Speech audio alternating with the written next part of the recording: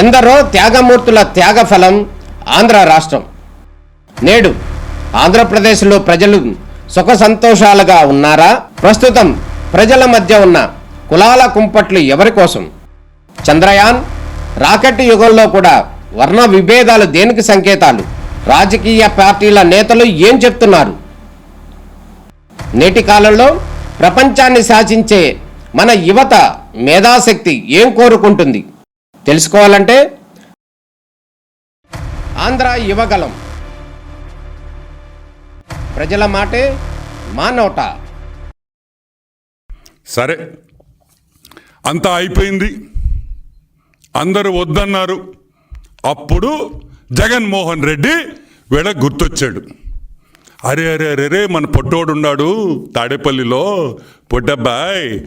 ఈ పొట్టబ్బాయిని పెట్టుకుంటే 9,000 కాదురా, మనం ఇంకొక 50,000 మెగావాట్లు పెట్టినా వాడు కొనేస్తాడు. అవసరం ఉన్నా అవసరం లేకపోయినా కొనేస్తాడు.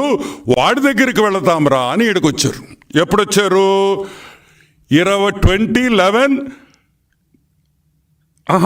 ఆగస్ట్ 2021లో వచ్చారు. వచ్చి ఏమన్నారు? అబ్బాయా 9,000 ఉండే అబ్బాయా మా దగ్గర, ఎవడు కొనటం లేదు, నువ్వన్నా కొను అన్నాడు. ఏమన్నారు? ఎవరు కొనటం లేదు, నువ్వన్నా కొను అన్నాడు. దానిదే ఉందన్నా, కొంటామన్నా, ఎంత ఇస్తావన్నా అన్నాడు. ఎంత ఇస్తావన్నా అన్నాడు. అయిపోయింది పని. పరిగెచ్చింది ఫైలు, అర్ధరాత్రుల్లో పరిగెచ్చింది ఫైలు. ఐఏఎస్ ఆఫీసర్లు నిద్రపోకుండా 1 గంటకు పోయి సంతకాలు పెట్టారు. పాప బాలినేని వాసు నిద్రపోతుంటే లేపారు 1 గంటకి.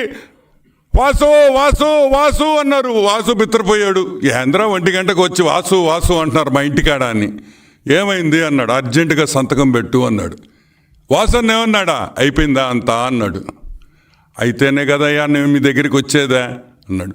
వాసన్న భయపడిపోయాడు. దీనమ్మది ఇదెందుకు రా, మనకి లేనిపోని ఫిట్టింగ్లు వద్దు అని వాసన్న పక్కకి వెళ్ళిపోయాడు.